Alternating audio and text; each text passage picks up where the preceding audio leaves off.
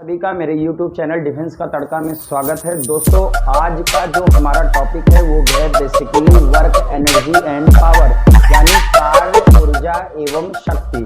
तो पहले मैं आपको इस चैप्टर की जरा इंपॉर्टेंस समझा देता हूं 5 मिनट के अंदर। आप जरा फिजिक्स में अगर ऑब्जर्व करें, अगर आपने 11th तो 12th क्लास की कंप्लीट फिजिक्स पढ़ी होगी तो आपको ये बात अच्छे से समझ में आ रहा होगा कि हर जगह कहीं ना कहीं हर जगह ऊर्जा यानी एनर्जी की ही बात करी जाती है।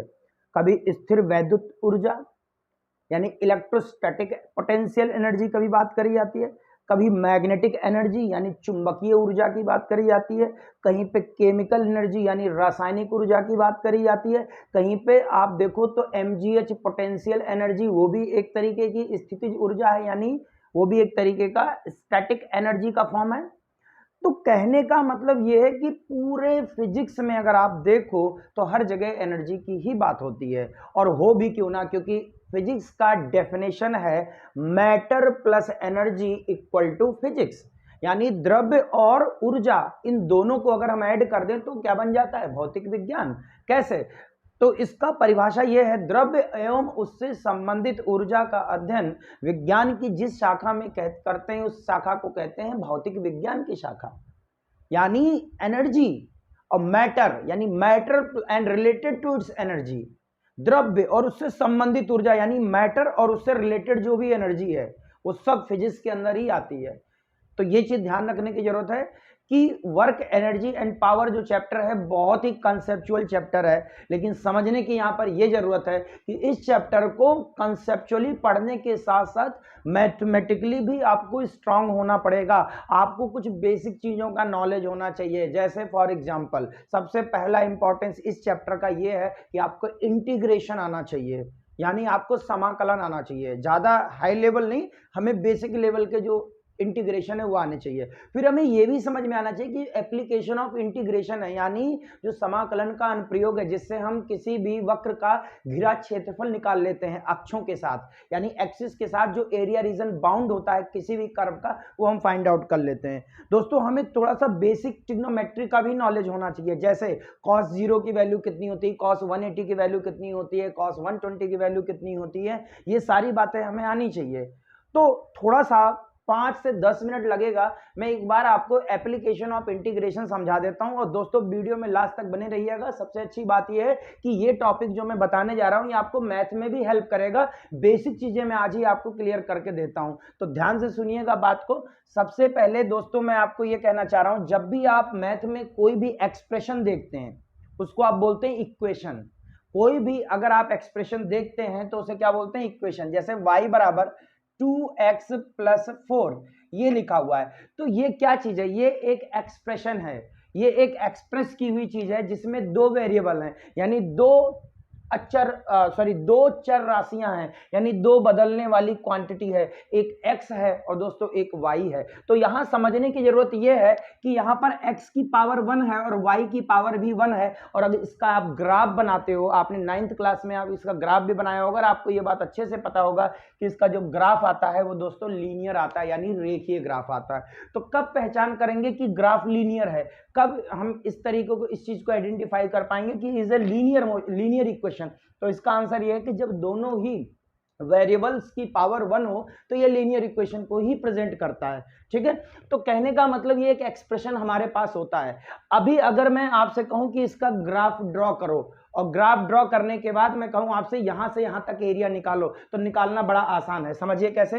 जैसे मान लीजिए y बराबर, अगर हम 2x, ये x एक्सिस ये y एक्सिस, अगर मैं आपसे कहूं इसका ग्राफ प्रेजेंट करो, तो इसका ग्राफ प्रेजेंट करने का लाइन, चूंकि ये लाइन बनेगा, लीनियर बनेगा, तो आप इसके दो पॉइंट निकाल लो, उन दोनों पॉइंट को मिला दो, लाइन तैयार हो जाएगा।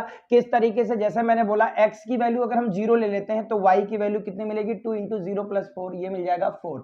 यानी एक जो कोऑर्डिनेट आया वो आया 0,4, एक निर्देशांक आ गया 0,4। तो 0,4 कहां आएगा दोस्तों, यहां पर आएगा पॉजिटिव y पर, ये हो गया 0,4। और एक पॉइंट कहां आएगा, तो यहां पर मैं y की वैल्यू 0 ले लेता हूं। y जब 0 लूंगा तो x की वैल्यू आएगी 2x प्लस 4 इक्वल टू 0, यानी x इक्वल टू माइनस का 2 करके देखिए आप। अब आप देखिए यहां पर ये कोऑर्डिनेट आया आपका -2, 0 आ गया। तो दोस्तों यहां पर मैं प्रेजेंट कर दूंगा -2, 0।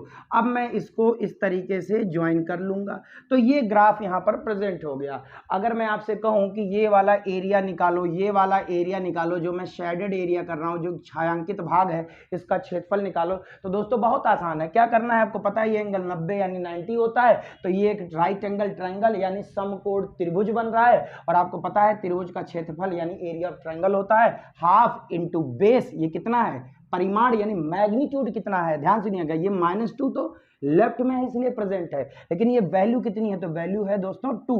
और हाइट कितनी है, तो हाइट है दोस्तों 4। तो यहां से आप देखें 2 से 2 कैंसिल हो जाएगा, ये आ गया 4 यूनिट।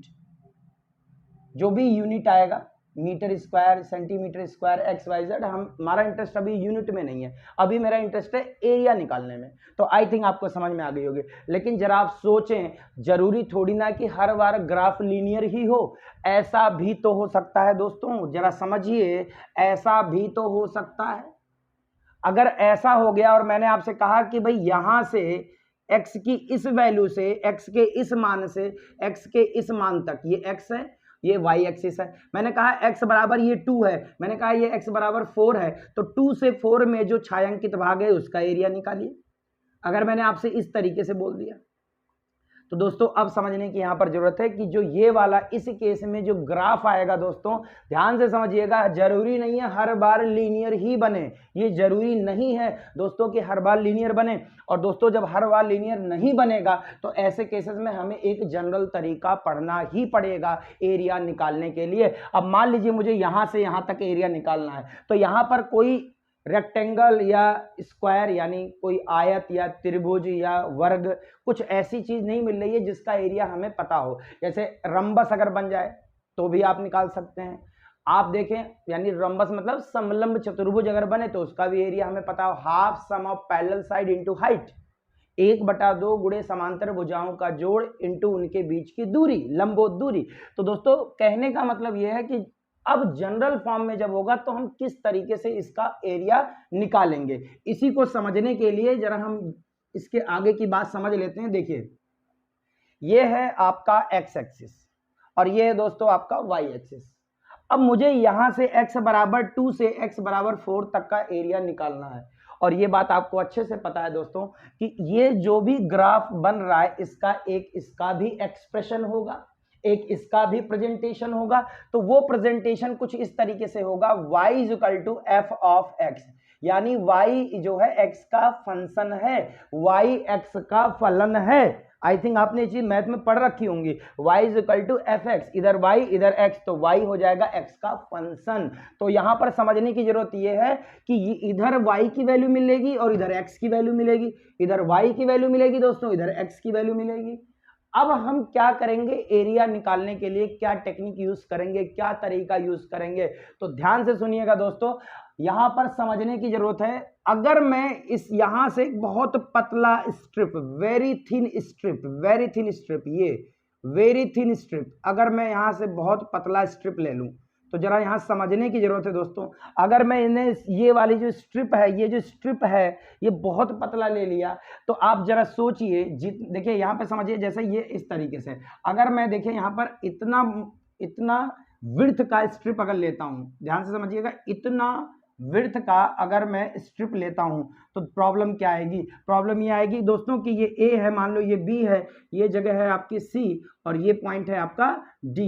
तो दोस्तों यहां पर समझने की जरूरत है, ये प्रॉपर ना तो रेक्टेंगल है ना प्रॉपर स्क्वायर है, क्योंकि यहां पर तो बात समझ में आती है 90, यहां भी समझ में आती है 90, और दोस्तों यहां पर समझ में नहीं आती है 90। ये तो देखिए ये साइड की लेंथ AD कुछ और है और BC कुछ और है, तो हमारे पास फिर एक ही ऑप्शन बचता है। ध्यान से सुनिएगा दोस्तों, एक ही ऑप्शन बचता है कि अगर मैं इस विड्थ को, ये जो AB चौड़ाई है, इसको जितना कम लूंगा ये वाली चीज ऑलमोस्ट सीधी हो जाएगी, इधर वाली जो DC है ये ऑलमोस्ट स्ट्रेट हो जाएगा, ऑलमोस्ट लगभग स्ट्रेट हो जाएगा, एग्जैक्टली तो नहीं होगा लेकिन लगभग स्ट्रेट हो जाएगा। लेकिन ध्यान देने वाली बात यह है कि इस स्ट्रिप की फिर चौड़ाई कितनी होनी चाहिए जिससे ये DC एक आपको हॉरिजॉन्टल लाइन मिल जाए, यानी जो DC पॉइंट है ये DC को ज्वाइन करें तो एक क्षैतिज रेखा मिल जाए, और जब ये क्षैतिज रेखा मिल जाएगी दोस्तों, तो ए बी और डी सी दोनों पैरेलल हो जाएंगे। और इस केस में दोस्तों ये रेक्टेंगल या स्क्वायर जो भी फ्रेम होगा उसका एरिया बड़े आसानी से निकाला जा सकता है, लंबाई गुणे चौड़ाई,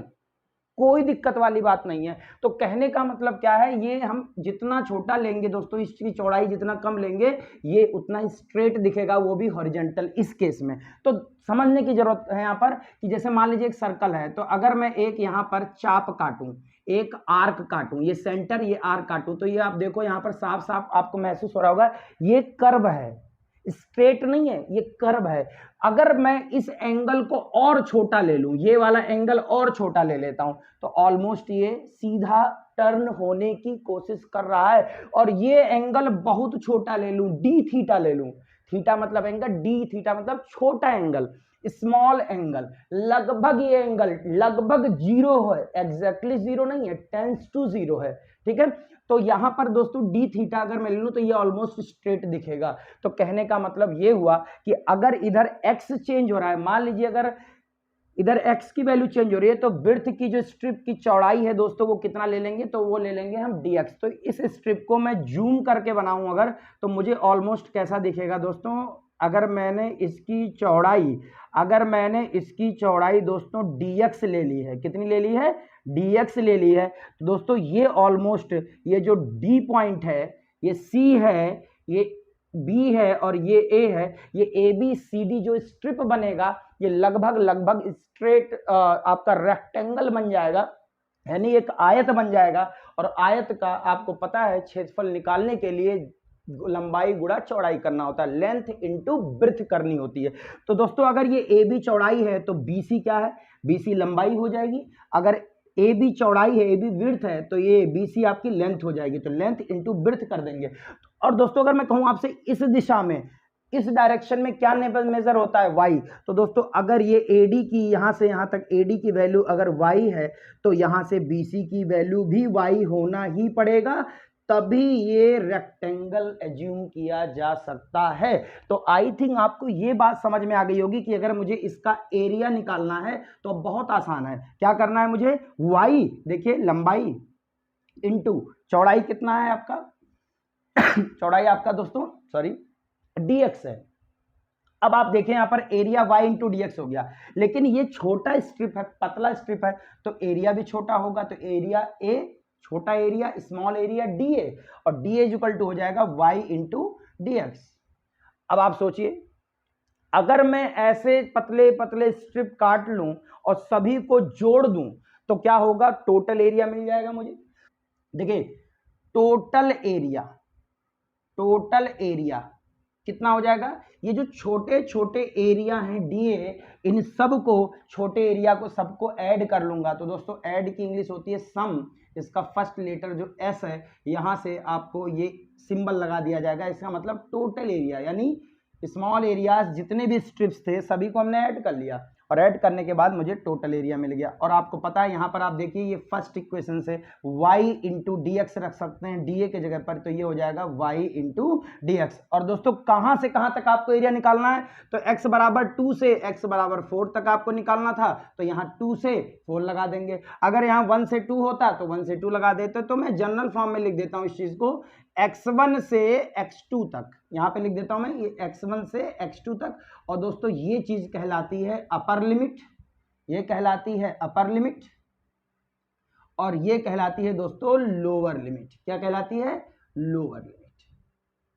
यानी ये उच्च सीमा है और ये निम्न सीमा है, लिख लीजिएगा, ये उच्च सीमा है और ये निम्न सीमा है। तो y इंटू dx, यानी अब आपको समझ में आ गया कि y इंटू dx ये इसके द्वारा, इस वक्र के द्वारा और x अक्ष के साथ घिरा क्षेत्रफल है दोस्तों। अगर ये इसको अगर मैं ऐसे लिख देता हूं x इंटू dy, तो दोस्तों ये वक्र का y अक्ष के साथ घिरा क्षेत्रफल है, यानी इस कर्व का y के साथ, y एक्सिस के साथ कितना एरिया कवर हो रहा है वो चीज है दोस्तों। लेकिन हमें यहाँ पे x के साथ एरिया कवर कराना है, तो क्या लिखेंगे, y इंटू dx, जिस एक्सिस के साथ कवर कराना है उसका इंटू dx करेंगे, मतलब इंटू dx वो होगा, यानी उसी के रिस्पेक्ट में हम इंटीग्रेट करते हैं, उसी के सापेक्ष समाकलन करते हैं। तो दोस्तों आई थिंक आपको यहां तक कोई दिक्कत नहीं हुई होगी। अब आप जरा अपना प्रेजेंस ऑफ माइंड यूज करिए और बताइए मुझे कि अगर यहां पर भौतिक राशि यानी यहां पर फिजिकल क्वांटिटी अगर फोर्स प्रेजेंट करी जाए, बल, और यहां पर किया जाए एक्स दिशा में विस्थापन यानी डिस्प्लेसमेंट, विस्थापन, दोस्तों ये हो जाएगा डिस्प्लेसमेंट। तो आप बताइए आप यहां पर कि अगर मुझे इसका एरिया निकालना है तो इधर क्या चीज था y और इधर था x। अब यहां पर इधर F है, फोर्स है, उधर डिस्प्लेसमेंट है dx।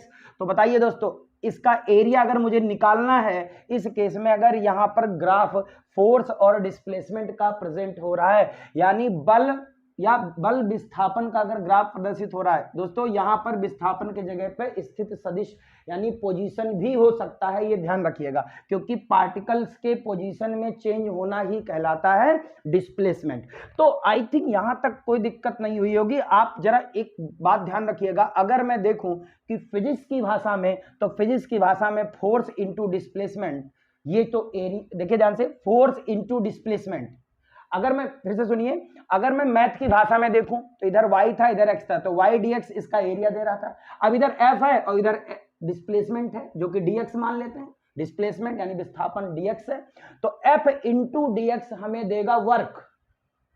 ये मैथ की भाषा है, f इंटू ds देगा एरिया, और फोर्स इंटू डिस्प्लेसमेंट ये होता है वर्क, आप सबको पता है। यानी कहने का मतलब ये है कि फोर्स इंटू डिस्प्लेसमेंट मैथ की भाषा में अगर हम इंटीग्रेट करेंगे तो हमें मिलेगा एरिया, और फोर्स इंटू डिस्प्लेसमेंट को अगर हम इंटीग्रेट करेंगे तो फिजिक्स की भाषा में मुझे मिलेगा वर्क। इसका मतलब ये हुआ दोस्तों कि वर्क डन, ध्यान से सुनिएगा, area region bonded between force displacement graph will gives the total work done.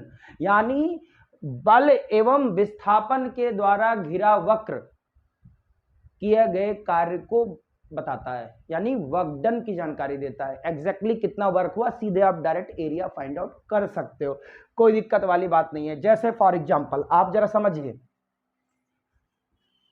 दोस्तों, लिख लिया करें, एक एक चीज इंपॉर्टेंट है, आपको बहुत काम आने वाली चीज है ये, एग्जाम के पॉइंट ऑफ व्यू से बहुत ज्यादा इंपॉर्टेंट कंसेप्ट है, इसको ध्यान रखिएगा, दिमाग में बैठा लीजिएगा।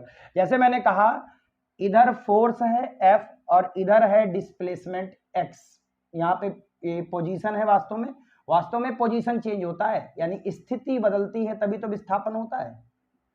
अब आप बताइए अगर मैं यहाँ पर एक ग्राफ प्रेजेंट कर दूं, देखिए यहाँ पर ये है 0, ये है आपका फोर्स न्यूटन में प्रेजेंट करते हैं तो ये हो गया 10 न्यूटन, और यहाँ पर ये x की वैल्यू 2 है, यहाँ पर x की वैल्यू 4 है, यहाँ पर x की वैल्यू आपका 6 है।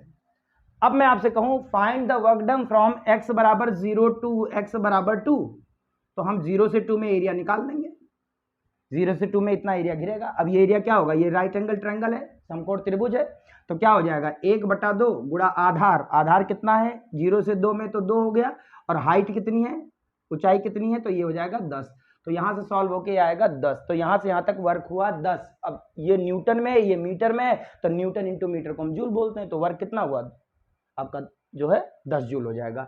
अगर मुझे 2 से 4 का निकालना है तो दोस्तों ये वाला एरिया कवर करेंगे, और ये चीज देखिए क्या बन रहा है, रेक्टेंगल बन रहा होगा या तो स्क्वायर बन रहा होगा। चौकोर चीज जो होता है जिसका एक कोण 90 होता है, प्रत्येक कोण 90 होता है और वो चौकोर होता है, तो वो रेक्टेंगल भी हो सकता है और वर्ग भी हो सकता है, यानी वो रेक्टेंगल भी हो सकता है, स्क्वायर भी हो सकता है, आयत भी हो सकता है, वर्ग भी हो सकता है। ठीक है, कुल मिला के बात समझ में आ गई कि ये इंटू ये इसका एरिया होगा। तो ये कितना है, 2 से 4 में कितने का गैप मिलेगा हमें, 2 से 4 कितने का गैप मिलेगा, तो 4 - 2 कर लिया करें, ये हो गया 2, और ये कितना है 10, तो 10 इंटू 2 कितना हो जाएगा, 10 इंटू 2 कितना हो जाएगा 20 हो जाएगा। अगर 4 से 6 में पूछ रहा है आपसे तो 1/2 इंटू आधार गुणा ऊंचाई 1/2 हाफ इंटू बेस कितना है 4 से 6 ये 2 हो जाएगा, और हाइट कितना है 10, तो ये सॉल्व हो जाएगा 10। तो दोस्तों 0 से 2 में वर्क हुआ है 10 जूल, 2 से 4 में वर्क हुआ है आपका 20 जूल, और 4 से 6 में हुआ है दोस्तों आपका 10 जूल। अगर 0 से 6 मीटर तक के रेंज में अगर पूछता कि कितना वर्क हुआ है, टोटल वर्क डन, तो दोस्तों ऐसे केसेस में टोटल ऐड कर लेते 10 + 20 + 30, तो कुल कितना हो जाता है दोस्तों 40 जूल टोटल वर्क होता है 0 से 6 में। लेकिन एक बहुत ही इंपॉर्टेंट पॉइंट जो आपको ध्यान रखने की जरूरत है, ध्यान से समझिएगा, अगर ये ग्राफ, अगर यही ग्राफ दोस्तों ध्यान से समझिएगा, अगर यही ग्राफ नेगेटिव वाई में चला जाता है, ध्यान से समझिएगा, देखिए जैसे मान लीजिए x है, ये f है, अगर मान लीजिए दोस्तों कि ये ग्राफ कुछ इस तरीके से ऐसे, यहां पर मैं बना देता हूं ये ऐसे, ये देखिए दोस्तों, अब यहां पे समझने की जरूरत है, यहां पे आप फंस सकते हैं, ये x की वैल्यू 2 है, x की वैल्यू 4 है, ये x की वैल्यू 5 है, और एक नया क्वेश्चन बना x की वैल्यू 6 है, और ये ले लेता हूं मैं 5 ले लेता हूं, चलिए मैं 5 ले लेता हूं, यहां पर 5 न्यूटन इस बार ले लेता हूं। अब मैंने आपसे कहा 0 to 6 यानी यहां से यहां तक में कुल कितना वर्क हुआ, तो एक छोटा सा पॉइंट ध्यान रखना है दोस्तों, क्या ये वर्क होगा, अभी निकाल के दिखाया, half into base into height, 1/2 गुणे आधार गुणे ऊंचाई, समकोण त्रिभुज है, ये निकल जाएगा आपका, ये क्या है रेक्टेंगल है, और दोस्तों ये क्या चीज है, तो ये ट्रायंगल है फिर से, तो ये भी पॉजिटिव वर्क हुआ, ये भी पॉजिटिव वर्क हुआ, दोस्तों ये वर्क नेगेटिव हो गया, जब इसका आप एरिया निकालेंगे तो बेस तो पॉजिटिव है और जो हाइट है वो इस बार नेगेटिव वाई में चला गया, तो वर्क कैसा हो गया, ये वाला नेगेटिव हो गया। और दोस्तों ये अगर वर्क नेगेटिव है तो जब टोटल वर्क निकालेंगे तो इधर के वर्क को पॉजिटिवली ऐड करेंगे और उसमें से ये नेगेटिव वाला सब्ट्रैक्ट हो जाएगा, जैसे मैं करके दिखाता हूं, ध्यान सुनिएगा। तो मैं इसका एरिया निकालता हूं, ये कितना आएगा, half into base into height, देखिए ध्यान से, हाफ इंटू बेस, बेस 2 है और हाइट कितना है 5, तो यहां से ये कैंसिल आउट हो गया, ये तो आया 5, तो ये प्लस का 5 आएगा क्योंकि पॉजिटिव वाई में है, ठीक है। और ये पोर्शन देखिए ये भी पॉजिटिव वाई में, तो ये हो जाएगा 2 इंटू 5, ये हो जाएगा 10 जूल, ठीक है, ये हो जाएगा आपका कितना आया, ये 5 जूल, और ये हो गया 10 जूल, ये कितना आएगा, हाफ इंटू बेस कितना है यहाँ से 4 से 5 यानी 1, और हाइट कितना हमारे पास 5, तो ये हो गया 2.5 जूल, ये वाला, ये भी पॉजिटिव। लेकिन अगर आप यहां देखें तो हाफ इंटू बेस, बेस कितना आपके पास 5 से 6 यानी 1, और हाइट कितना है यहाँ पर, तो यहाँ पर मुझे ये वैल्यू देनी पड़ेगी, और इस वैल्यू को मैं यहाँ पे ले लेता हूं दोस्तों, यहाँ पे ले लेता हूँ 4 ले लेता हूँ, वो भी नेगेटिव में रहेगा, ये आपको पता है। तो हाफ इंटू बेस 1 हो गया और हाइट कितना हो गया यहाँ से, तो हाइट हो गया 4, वो भी नेगेटिव, तो दोस्तों यहाँ से -2 जूल वर्क होगा, यानी ये वर्क -2 जूल है। बाकी ये सब वर्क 0 से 5 में जो वर्क हुआ है ये दोस्तों पॉजिटिव वर्क है। तो टोटल वर्क अगर 0 से यहां तक निकालना है 6 में, तो ये पॉजिटिव वाले तो पॉजिटिव साइन के साथ जुड़ेंगे, और दोस्तों ये वाला जो जुड़ेगा ये अपने नेगेटिव साइन के साथ जुड़ेगा, -2, तो ये हो जाएगा 15 और 2 कितना हो जाएगा, ये हो जाएगा 15.5, देख लीजिएगा आप, ठीक है, ये आएगा आंसर, वो भी पॉजिटिव वर्क ओवरऑल, क्योंकि देखिए 15 और इसमें से 15.5 आ जाएगा इस, ठीक है, आप देख लीजिएगा। तो आई थिंक आपको समझ में आ गया होगा कंसेप्ट क्या है। अब आप जरा सोचिए, अगर दोस्तों इधर ध्यान से समझिएगा, अगर इधर सोचिए, इधर अगर वेलोसिटी हो और दोस्तों इधर टाइम हो, समझिएगा, इधर वेलोसिटी हो, इधर टाइम हो, इधर वेग हो और इधर समय हो, तो वेग समय, इधर समय हो, तो बताइए अगर एरिया निकालना है तो किन दो क्वांटिटीज का मल्टीप्लाई होगा, यानी इस बार क्षेत्रफल अगर निकालना हो तो किन दोनों राशियों का गुणा कराएंगे, तो इधर क्या है वेलोसिटी और इधर क्या है टाइम, तो टाइम dt हो जाएगा, तो वेलोसिटी इंटू टाइम यानी वेग गुणे समय जो होता है दोस्तों ये देता है विस्थापन यानी डिस्प्लेसमेंट। इसका ये मतलब हुआ कि वेग समय ग्राफ के द्वारा घिरा क्षेत्रफल हमें क्या देता है, विस्थापन, यानी area reason bounded between velocity time graph will gives displacement. इसी तरीके से दोस्तों ध्यान से समझिएगा, अगर यहां पर फोर्स दिया होता और इधर दिया होता दोस्तों टाइम, सपोज करिए इधर दिया होता टाइम, यानी बल समय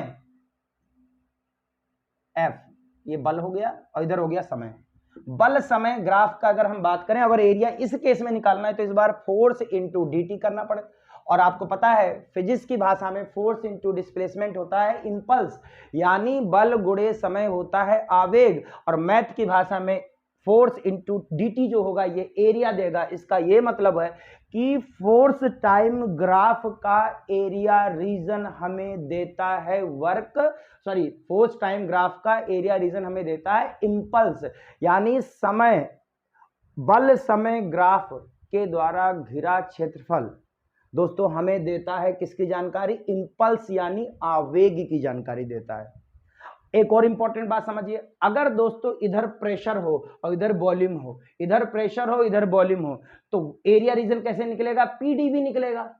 और दोस्तों थर्मोडायनामिक्स की भाषा में, उष्मागतिकी की भाषा में दाब इंटू आयतन में परिवर्तन जो होता है ये होता है किया गया कार्य, यानी प्रेशर और वॉल्यूम का जो एरिया रीजन है ये थर्मोडायनामिक्स यानी उष्मागतिकी में किया गया कार्य देगा। इसके द्वारा प्रेशर, और अगर इधर प्रेशर है इधर वॉल्यूम है। तो आई थिंक दोस्तों ये पॉइंट क्लियर हो गया होगा। और दोस्तों ये जितने भी पॉइंट अभी मैंने बताए हैं किसके द्वारा घिरा क्षेत्रफल क्या देता है ये जरूर लिख लीजिएगा, एक क्वेश्चन आपको यहीं से मिल जाएगा। और वर्क एनर्जी पावर अगर आपको पढ़ना है तो दोस्तों ये कंसेप्ट बहुत अच्छे से आना चाहिए। अभी तो मैंने कुछ उम्मीद करता हूं आपको आज की वीडियो अच्छी लगी होगी। और दोस्तों मैं आपको एक बात और बताना चाह रहा हूं, कहीं पे भी किसी भी चैप्टर के स्टार्टअप से पहले अगर कोई भी मैथमेटिकल चीज़ें आएंगी, कोई भी गणित वाली चीज़ आएगी, मैं उसको ज़रूर उस टॉपिक से पहले, उस चैप्टर से पहले ज़रूर एक समरी दिया करूँगा। और हाँ, एक सबसे इंपॉर्टेंट अनाउंसमेंट ये है नेक्स्ट वीडियो के लिए कि दोस्तों वर्क एनर्जी पावर जो चैप्टर है अगर आप देखें तो इसमें बेसिकली कई सारे टॉपिक इंपॉर्टेंट हो जाते हैं, जैसे conservative force, non conservative force, यानी संरक्षी बल असंरक्षी बल क्या होता है, इसका कंसेप्ट क्या है, किस प्रकार के बल से किया गया कार्य शून्य होता है, कब होता है, वर्क डन कब जीरो होता है, कब नहीं होता है, सारे कंसेप्ट एक एक करके डिस्कशन करूंगा। प्लस गतिज ऊर्जा एवं संवेग में संबंध यानी काइनेटिक एनर्जी और मोमेंटम में रिलेशन पर क्वेश्चन एयरफोर्स में 100% आता है, चाहे वो रेशियो का क्वेश्चन हो, यानी चाहे वो संवेग आपका अनुपात का क्वेश्चन हो, चाहे वो परसेंटेज का क्वेश्चन हो, जरूर आता है एग्जाम में। तो दोस्तों मैं टॉपिक वाइज वीडियो लेके चलूंगा आगे भी। और हाँ, एक काम और किया करूंगा, मैं जो भी थंबनेल है उस थंबनेल पर चैप्टर के साथ साथ, चैप्टर का नाम तो मैं देता ही हूँ, वहां पर मैं टॉपिक भी लिख दिया करूंगा कि कौन कौन से टॉपिक कवर अप हो रहे हैं। तो उम्मीद करता हूं दोस्तों आज की वीडियो आपको अच्छी लगी हो। और वीडियो अगर आपको अच्छी लगी हो तो वीडियो को दोस्तों आप समझ सकते हैं मैं कहना क्या चाह रहा हूं, ठीक है। तो मिलते हैं नेक्स्ट वीडियो में, तब तक के लिए धन्यवाद।